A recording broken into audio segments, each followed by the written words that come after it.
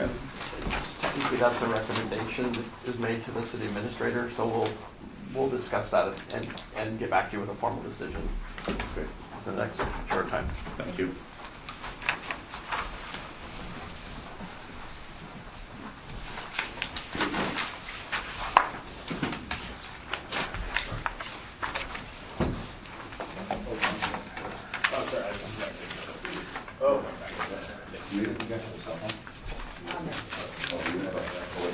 Chris didn't speak out. No, it's still there.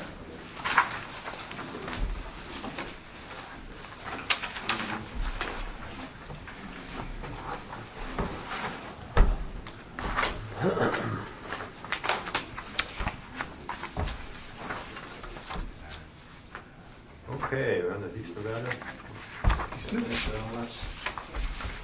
What's that? I think everybody else is. Yeah, everybody's here. Anybody here not for East Nevada?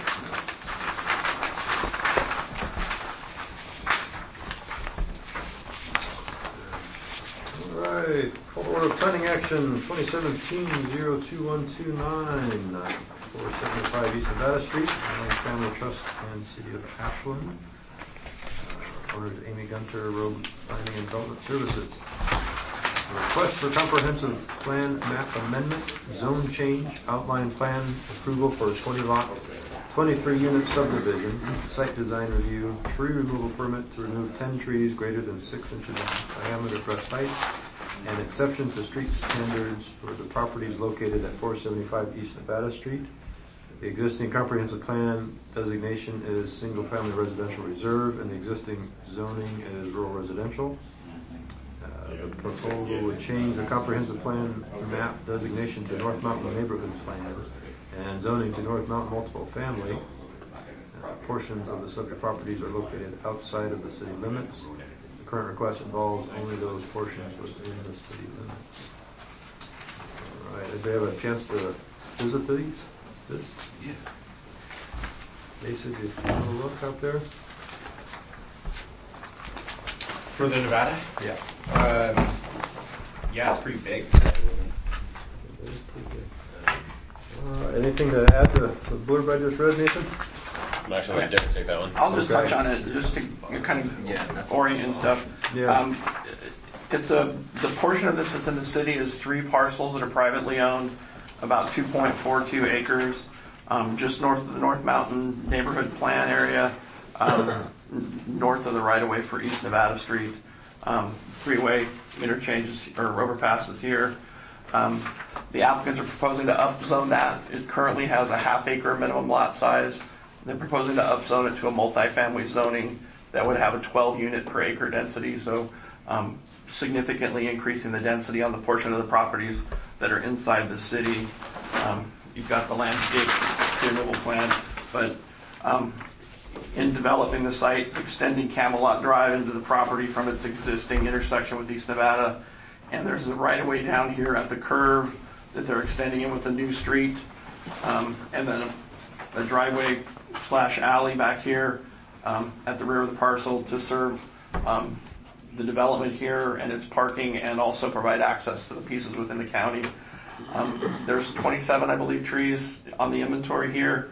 The applicants are proposing to remove 10 of them, and the application explains that it's largely based on placement of streets and the associated standards, how the buildings have to relate to them to connect to the existing East Nevada and Camelot, and responding to where, the significant area of the site that's that rock outcropping that really limits how much they can move things around and get to the minimum densities they need to with the minimum density standards there. So it's the 4 trees here proposed to come out really near the existing house, and then at the bottom where there are 2 units here on the lower portion below that outcropping, 6 additional trees proposed to come out. And I've got a couple of these I'll pass around that have the site plan, picture of the trees near the existing house, and I think Amy can correct me, but I think the existing city limit line runs about the front of that barn. So there's some trees out here that are in the county that aren't shown on the map, and it's really sort of the ones clustered around the existing house on the left in that picture. Give you an idea of the significance of the rock outcropping relative to the site. and then how treed that lower area is at the bottom of the rock slope. Let's pass those around.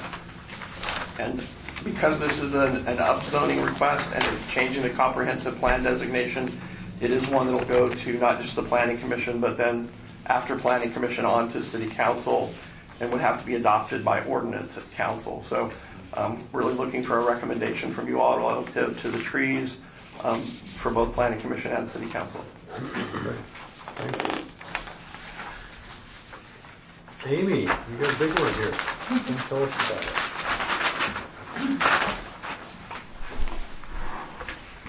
Good evening, Amy Gunter, Road Planning and Development Services, 1424 South Ivy in Medford 97501. It is a big one. I have been working on this since the day I started my business 2.5 years ago, and now I'm finally accumulated into this.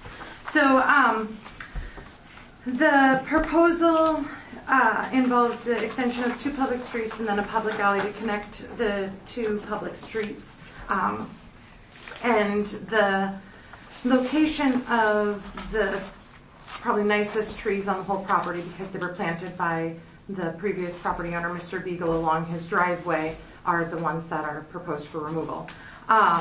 Those trees sort of line up right where to meet block length standards, setback standards, having adequate right-of-way widths and park roads and sidewalks. Those trees all sort of fall within those building areas, and we looked at how we could notch envelopes around or move the roadways around, but we've got some serious subgrade things going on this property with some pretty impenetrable rock, not a lot of soil depth. We had a very in-depth site analysis done by Marquess and Associates, and so our concern is that it will take a lot of site work to put in any infrastructure on this property and then to build the houses and that sort of thing. And so even providing tree protection zones to these trees, they'll still be impacted. And then also, because they're in somewhat of a native state up there, planted and then just have been growing and not having any stormwater detention, treatment, runoff, drainage, irrigation, and all those things that happen when you urbanize a property, these trees being right in the midst of it will have everything that they've ever known altered. And because of almost 20,000 square feet, I think it's 18,000 square feet of the site being essentially unbuildable, we were really limited in meeting minimum density standards, meeting the city's objectives for providing housing, which if you look at the staff report, they're actually encouraging more density.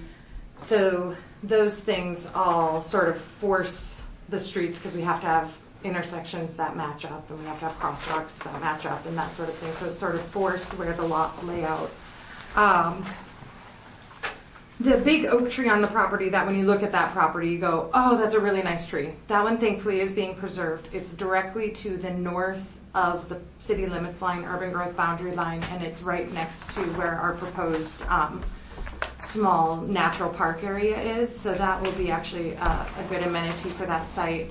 And right now, there's a lot of landscaping and vegetation shown on these conceptual plans.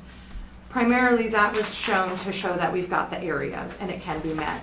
There's very, very little like lawn area shown, but there's ample room to make those things change. Around that oak tree, they're showing a whole bunch of landscaping changes, which I think we should actually not do anything behind that, make that as natural of an area as possible, just so we don't impact that big oak tree. And then once it's on the county property, Dr. Young is in ownership of that property, so he could protect that tree through county development as well. The other, probably the nicest other tree that's on the site is that cedar tree, and it's especially really nice right now with all the berries and the habitat that it's providing when you go there. So, it feels really heartbreaking when you look at it in the condition it's in with all the critters enjoying the fruits of it. If it was, I think I would be having a whole different conversation with you guys if these were oak trees instead of ash trees. And I was actually talking to somebody today and I kept calling it the anthracnose tree. And they were like, what tree is that? And it's like, oh, well, that's the other name for an ash tree. It's in good condition. It does bloom out and